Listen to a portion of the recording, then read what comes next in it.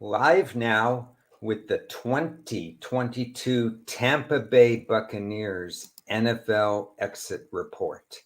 So this one is going to be quite fun because let's face it, Tampa did not deliver as far as what 2022 expectations were. And that's kind of a surprise to some because, first of all, they were in a division with Carolina and Atlanta, both teams expected to win 5.5 and 4.5 games, respectively. And then New Orleans was undergoing a culture change without Sean Payton, and their expectation was somewhere around 8.5 wins as well. So Tampa, with an 11.5 season win expectation, was supposed to run away with the league. And if you remember, way back in February, we saw that an unprecedented 22 of 22, that's right, every starter was returning to the lineup to go into this season. So obviously, Tampa Bay, as defending champs, were expected to be among the elite of the entire NFL. But there were warning signs at the end of 2021, and let's go over some of them. First of all, there wasn't a warning sign as far as Tom Brady. Another fantastic year for him. Obviously, one of the greatest, if not the greatest of all time. Plus 10 turnover ratio, 47-23 sack ratio, still some strong wide receivers, a very good defense, a good defensive coach, and so on.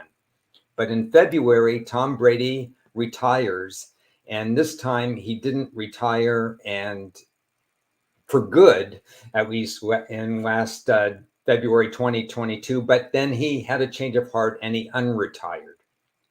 Meanwhile, Bruce Arians did retire and stayed retired.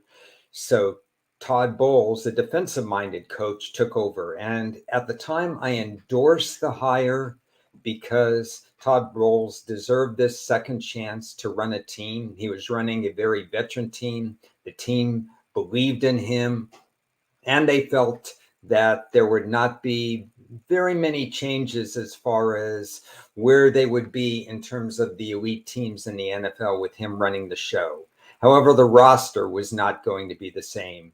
No longer were we going to have 20 of 22 starters returning. The chaos began. The offensive line lost two people in one to retirement and one to free agency. We know that wide receiver Godwin, was not 100%, but there seemed to be enough wide receiver talent. There was some offensive line concern, certainly with the two guys missing, and that the draft was supposed to address, but didn't address completely. The defensive line had a couple of players, experienced players that did return, but were less than 100%.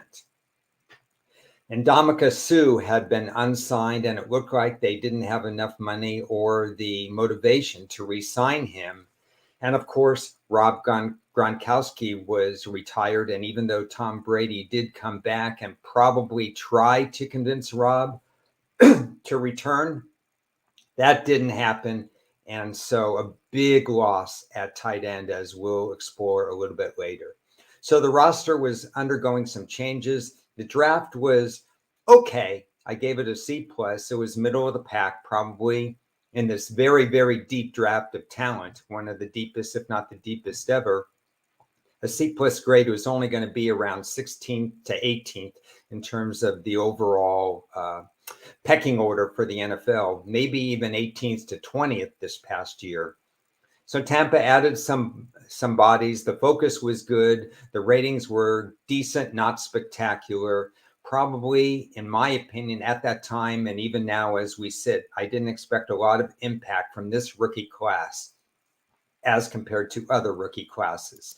So let's go over the keys that I put on my team sheet beginning in July and August as I was putting together my process for determining how I would attack the NFL to make sure that I didn't overreact during the season. I always do my work, my strong NFL work, in July and August. The first key was developing the run game. I felt Brady passed a few too many times in 2021. They needed to develop this game, especially with the loss of two offensive linemen at the time, and especially with the fact that we had a defensive-minded coach coming in, Bruce Arians. If he didn't want to, if he wanted to air it out all the time, no risk it, no biscuit. Would Todd Bowles pull it back some? If so, the running game had to work. And the running game, I'm looking at my sheet, was mediocre in 2021, not even that good earlier than that. They needed to develop this. Leonard Fournette, in fact, reports were that he reported at camp out of shape. We didn't know what we'd get from the rest of the unit. That was a concern of mine, key number one. Key number two, now we went from replacing two offensive line to three offensive line because they suffered a big injury in the offensive line. So now they were going to only have two starters returning. And one of the backups that was taking over at center for Tampa Bay also got hurt, and his status was up in the air. Would he play hurt? Would he be ready for the start of the season? And of course, they had to replace an Hall of Fame tight end in Rob Gronkowski. Concern number two. And basically, concern number three was, in this very offensive league, could Todd Bowles adapt with this second opportunity to go ahead and take this team to where it wanted to be, not only on top of what they thought was going to be a very weak NFC South, but also to grab, if not the number one seed, maybe the number two seed with up with Green Bay, up with Dallas, and a contentious NFC West. Could Tampa, with their easier NFC South schedule, still get at least the number two seed with the defensive-minded Bulls at the helm? Remember, they were 6-0 in one-score games in 2021. That's hard to repeat. Tampa gave it their best shot in 2022, as it turned out, going 6-4 in one-score games. A lot of that due to, of course, Tom Brady and pulling things out. But basically, they were going to lose some ground there, or in their plus 10 turnover ratio, or with some key veterans gone on the offensive and defensive line. So I had three major keys at this particular point. As Chris and I were doing our summer series with some very respected people that we interviewed all across the spectrum of the sports handicapping business, and as Chris and I, and as well as Ted Sobel from Sports USA, as we were doing our divisional previews, it dawned on me that a lot of things had to go right for Tampa to not only win their division, but to win 12 games, to go 12-5. Even though they had a relatively favorable schedule, a little top heavy at the beginning. They did sacrifice a home game to go to Germany, but still getting 6 games against Carolina, Atlanta, and New Orleans, although New Orleans was projected to be a thorn in their side, looked like that was going to help them to win the division. But the more I thought about it, the more this really crystallized. This wasn't one of those, I'm going to go in and make this play in April and May like I did with Houston, grabbing their under right away, like I did with a few other teams, grabbing their under right away. Most of my season win under 11.5, which stayed 11.5 all throughout the process. It just got juiced a little bit. Instead of even money for the under, it ended up about 135, 140, 150 for the under. Most of my play was made in early August and even late August when I visited Las Vegas for a lot more opportunities to see some differences in the vigorish that I was able to give in terms of going under an 11.5 wins. So let's recap again why I suddenly got so bearish on these Tampa Bay Bucks. First of all, the loss of all those offensive linemen, severe blow. This was a really good offensive line, and now it became a middle of the pack offensive line in my eyes. Shaq Barnett, a couple of other defensive linemen, and Ndamukong Suh gone, Rob Gronkowski gone. Both lines were taking hits. Leonard Fournette was not projected by me to be a strong runner, weight issues or whatever issues, conditioning issues aside. I didn't see him being able to plow through run holes. He's a liability in the pass game because he doesn't give you yards after the catch. I faded him in all his season-long player prop projections. I was concerned about that key number one, developing the run game. Basically, if you go even without the coaching change, without the health, without the offensive line, and so on, it all boiled down to me in terms of why this was a top 5 pick to Rob Gronkowski. Best tight end I've ever seen, probably the greatest in the game, with apologies to the guy in Atlanta, Tony Gonzalez, and Kelsey right now, and George Kittle. Rob Gronkowski was a red zone terror. When push came to shove, I was greatly worried about Brady's performance without his security blanket, Rob Gronkowski, in the red zone.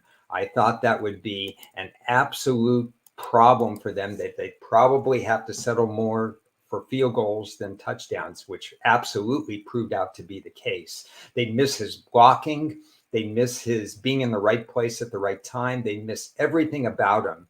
And Tom Brady was now throwing to other people than he wanted to in crunch time situations with a defensive minded coach. So I went pretty much all in on Tampa Bay. It took all the way till early August to late August and even into September, even after the first week of the season, to add more plays on that, because Tampa did beat Dallas first week of the season. And I went out and said, okay, this is a team that I want to fade. I understand that they could still win the division. But this team was definitely weaker than a year ago. I don't see how anybody could have seen it anywhere else. And I think the July-August work just made me realize that. So they start 3-2. That's really nice. They say, okay, we're in charge of the division. But if you look, the warning signs were real because they pulled out a couple of games that they shouldn't have. First of all, I was right. They were settling for a lot more field goals in the red zone than touchdowns. They missed Gronkowski. The run offense, it started slow and it would never pick up. It ended up being, I believe, dead last, 32nd in terms of overall what's the right word? Overall performance. It just wasn't good. The yards per carry was terrible. Brady had to pass a whole heck of a lot, as we was seeing not only in the first 5, but especially in the last 5, 6, 7, and in the playoffs.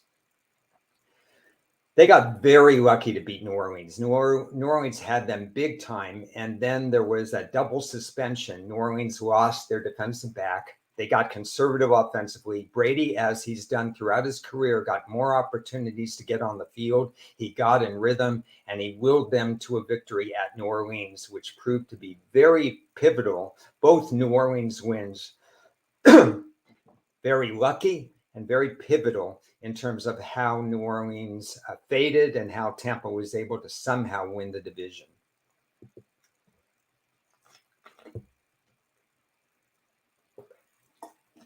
Mid-season, the warning signs continued. 3 straight losses, some good stats, but absolutely no offensive rhythm. And look at how overvalued they are. This is, you could say, oh, well, you see this in retrospect, but some of us knew this at the time these odds were going out, that these odds were just a little bit unusual. At Pittsburgh, now we understand Pittsburgh wasn't a great team at the time, but Pittsburgh still, to be a 9.5-point home underdog, Pittsburgh, against a Tampa team with warning signs and offensive worry signs, a one-dimensional team, seemed crazy. Pittsburgh beat them straight up as a 9.5-point home dog. At Carolina, now we know Carolina had plenty of problems. They had a coaching issue. They fired their coach. There was, they weren't a very good team, although they were a pretty good defensive team. But 13-point favorites on the road, that's a little bit too high in my eyes. Carolina beat them 21-3. And then after those 2 losses, to still be favored at home by 2.5 points to a Baltimore team who had pretty much had double-digit leads in every one of their games going into this particular road game at Tampa, still had Lamar Jackson. still had a good defense, uh, still leading their own division. And Tampa lost that game 27-22. That's 3 straight losses. And even though they started to win down the stretch and they got another lucky win again, favored by 3.5 against New Orleans at home, winning just by 1 point, 17-16. They did win the division. In fact, late in the year, when I saw New Orleans pretty much was playing themselves out of the division, Carolina was getting good and actually would have a chance to win the division for a little while. Atlanta was getting good, but it was too good to pass up. I actually took Tampa at minus 210 to win the division. And that worked out. There were some anxious times. It seemed like a really good play at the time I made it, somewhere around week 11 and 12. But that did work out, that they could still win the division, even though they weren't a very good team and the whole division wasn't very good. So where were we at the end of the year? Again, let me repeat. This is why I encourage everybody to do writing and do July and August prep work. It's vital to the process. It led me to a firm and definite decision on Tampa as not being as good as people thought they would be. Yes, they're good enough to win the division, but that didn't guarantee them 12 wins by any stretch of the imagination. In fact, my power rating, even though they won a couple down the stretch, then they lost to Atlanta, my power rating was more or less around 18th, 19th in the league, equal to the Giants in Minnesota, 2 full points behind the Detroit Lions, who I just did their exit report with Las Vegas Chris. Tampa definitely was not even close to being a elite team by the end of the season. They still had that plus sack ratio with Tom Brady. It was an exceptional sack ratio, but they had that terrible run offense. They didn't score nearly as many points. Tom Brady was throwing the ball 50 times a game at the end of the season. And if you remember when they went to Dallas and played against Dallas, a team that's a Jekyll and Hyde team of their own, Tom Brady threw the ball 66 times against Dallas in that playoff game. So certainly they were so one-dimensional. If you're that one-dimensional a team, it's going to cost you in the long run, because good teams can scheme against that. Instead of making you one-dimensional and you're already one-dimensional, that's a pretty big problem. And special teams couldn't bail them out. In fact, for 4 years running before 2022, special teams was below average, typically in the 20 to 25, 20 to 27 range. In 2022, this past season, unfortunately for Tampa Bay, their special team defense finished 30th in the league. So there were no bailout points from their special team defense. That's definitely a problem. So down below, to close this out, what's next? Could this get ugly? Yes, it could get ugly. Tom Brady's retired. They're going to have the Seattle quarterback coach to replace the fired Brian Leftwich after 4 seasons there. Dave Canales is the new offensive coordinator. Like I said, he was coaching up in Seattle, did a fine job as quarterback coach. He comes over here. Obviously, we still have Todd Bowles. We'll see if he can adjust from year 1 to year 2. They have a major decision at linebacker with Lavonte David. He's kind of the glue of the team.